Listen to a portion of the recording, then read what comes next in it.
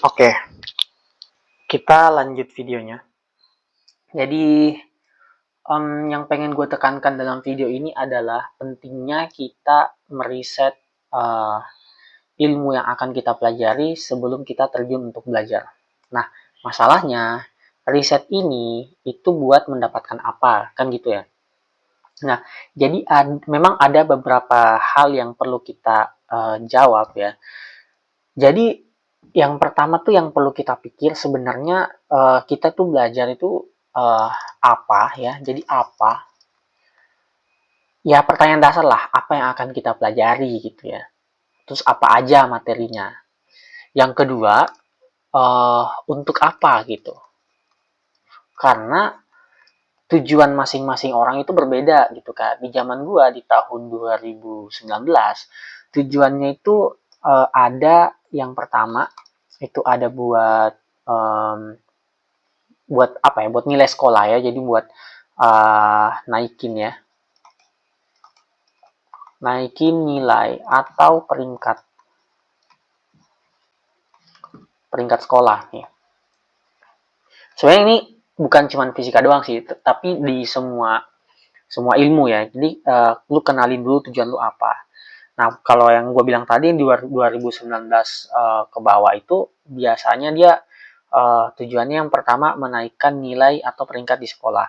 Nah, sekarang sebenarnya udah nggak terlalu relevan karena setahu gue tuh ujian nasional udah ditiadakan, kemudian pokoknya sekolah bagaimana cara pandang sekolah terhadap nilai ya nilai dan peringkat siswanya itu setahu gue sekarang agak berbeda dibanding dulu gitu. Nah, yang kedua tujuannya biasanya itu buat ujian ya, buat ujian. Nah, banyak nih biasanya nih, entah itu ada ujian UTBK ya buat enggak sih, sekarang udah nggak ada sih. Sekarang udah nggak ada UTBK. Dulu ada ya, dulu ada buat UTBK, tapi sekarang itu uh, fisika udah nggak ada di UTBK, jadi biasanya dia adanya di ujian mandiri nih. Ujian mandiri, ujian mandiri PTN. Setahu gue yang biasanya pakai itu UI ya, jadi ada UI, mungkin disimak UI atau utul UGM ya atau di ITB kalau nggak salah ya. Nah, jadi sejauh ini ada dua, ada untuk menaikkan nilai atau peringkat di sekolah, kemudian ada untuk ujian, atau yang ketiga nih. Yang ketiga nih tergantung lah, mungkin beda-beda orang. Jadi ada tujuan yang memang dia pengen paham gitu. Entah dia pure tertarik dengan disiplin ilmu fisika atau gimana ya, pokoknya dia pengen paham aja. Nah, tujuan dari masing-masing ini ya, tujuan ini itu akan sangat mempengaruhi cara belajar gitu. Nanti kita akan bahas di video yang lain ya mengenai cara belajar ya. Karena ini tuh ngaruh semuanya ya. Entah lu buat tujuan yang pertama, yang kedua, yang ketiga itu ngaruh dengan cara belajar gitu. Nah, setelah tujuannya yang ketiga ya, how ya atau bukan how sih, apa namanya sumber, iya sumber atau sumber belajarnya ya. Sumber belajarnya itu apa aja gitu yang bisa lu pakai gitu karena beda-beda nih. Contoh misalnya dulu gua belajar biologi misalnya. Biologi tuh dulu gua biasanya belajarnya lewat buku. Terus karena dia rada-rada hafalan sih ya. Sekarang gua memandang biologi bukan hafalan, tapi dulu memandang biologi itu karena dia sebagai hafalan, jadi gua biasanya sukanya lewat rangkuman ya. Lewat rangkuman yang dibikin orang gitu. Kemudian selain buku, rangkuman lewat video belajar. Nah, video belajar sama nih kayak video yang bakal gue bikin nanti. Gue bakal bikin buat video playlist video buat materi-materi fisika. Ya walaupun mungkin prosesnya lama, tapi gue berusaha buat membuat playlist itu ya. Dan memang beberapa orang tuh lebih gampang buat memahami video belajar dibanding dengan membaca gitu kan.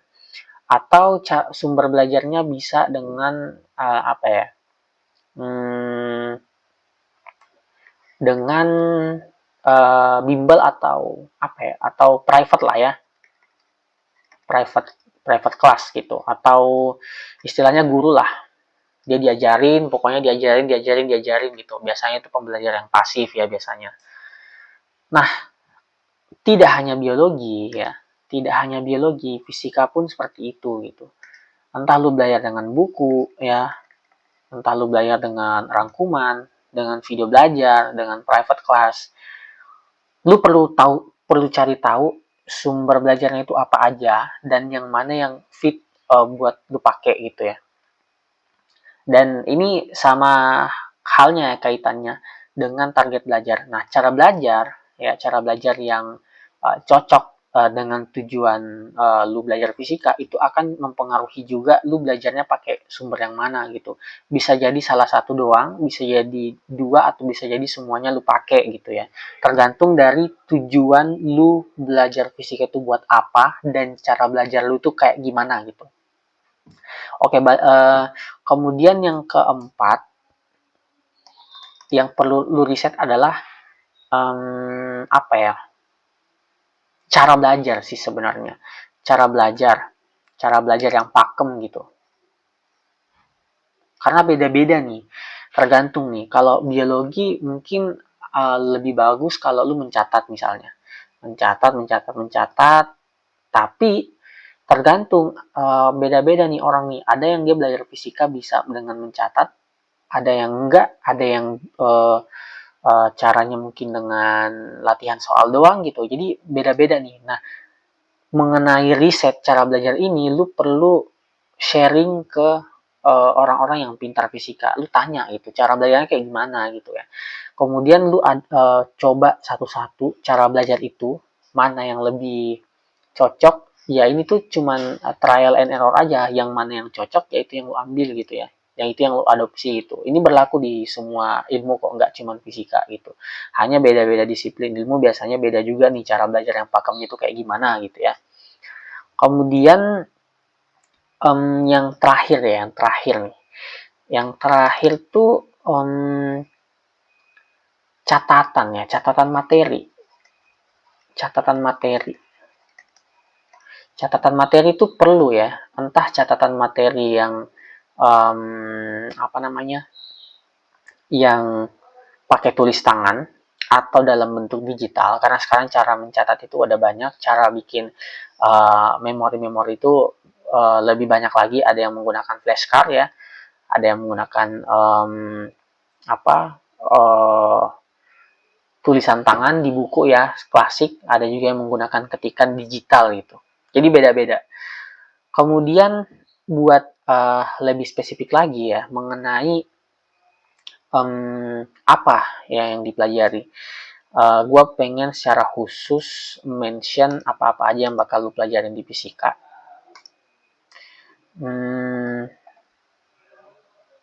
Jadi pertanyaannya adalah apa yang akan kita pelajari di fisika gitu. Nah, buat tahu apa yang akan lu pelajari di fisika, ya gampangnya tuh lu tinggal pinjem buku. Ya, pinjam buku. Terserah mau pinjam buku dari kelas 10, 11, kelas 11, kemudian kelas 12 sekaligus atau salah satunya doang. Nanti dari situ lu catet nih babnya nih. Nanti tergantung nih, kalau misalnya tujuan lu mau belajar buat sekolah doang, ya berarti lu harus berdasarkan buku paket ini gitu ya. Nanti gue jelasin kenapa ketika tujuan lu buat ujian itu akan sangat berbeda gitu. Nah, dari buku itu ya, itu kan ada babnya tuh, bab 1 ya kan. Bab 1, kemudian bab 2, kemudian bab 3. Nah, ini kan ada urutan-urutan babnya nih ya kan. Nah, di situ yang perlu identifikasi adalah pertama, apakah itu udah berurutan atau enggak ya. Jadi yang sangat perlu diperhatikan itu adalah urutan materi ya, urutan materi. Yang kedua, kelompok ya, kelompok ini penting juga nih, kelompok materi gitu atau kelompok bab lah. Nah, buat fisika, setahu gue kalau buat belajar fisika itu materinya di kelas 10, 11, 12 itu udah terurut sih. Yang nggak berurut itu biasanya biologi gitu. Ada yang materi yang seharusnya belajar A dulu, tapi belajarnya B dulu gitu. Nah, tapi kalau buat di fisika itu, setahu gue dia udah lumayan berurut lah. Nah, kemudian buat kelompok materi, ya jadi ada beberapa nih materi nih. Contoh misalnya kinematika ya, di di apa namanya, kalau di kelas 10 itu biasanya materinya yang pertama tuh alat ukur, kan alat ukur dan ukuran lah ya, alat ukur dan ukuran. Ya, ini perlu buat kita sepemahaman dengan ukuran-ukuran yang digunakan di satuan internasional gitu ya. Terus yang kedua tuh yang dipelajarin di kelas 10 ada vektor sih ya, vektor. Nah, kemudian masuk di kinematika. Kinematika gerak, kemudian masuk di bab-bab selanjutnya ada macam-macam, ada GLB, gerak lurus beraturan, ada gerak lurus berubah beraturan, ya kan, ada gerak lurus berubah tidak beraturan. Nah, kelompok-kelompok ini ya, dari kinematika gerak, kemudian GLB itu disebut sebagai mekanika ya, mekanika dan fluida. Dan fluida ya. Mekanika dan fluida. Kenapa ini penting? Karena di dalam fisika itu ada beberapa kelompok materi, dan satu kelompok kenapa dia dikelompokkan dalam satu kelompok ya karena dia punya kesamaan gitu. Contoh misalnya kinematika gerak ya, GLB, GLBB, GLBTB gitu ya. Semuanya ini membahas tentang mekanik. Oh ya, dia bukan fluida, sorry. Dia membahas tentang mekanik gitu, tentang sesuatu yang bergerak gitu, hukum gerak, hukum Newton dan lain-lain.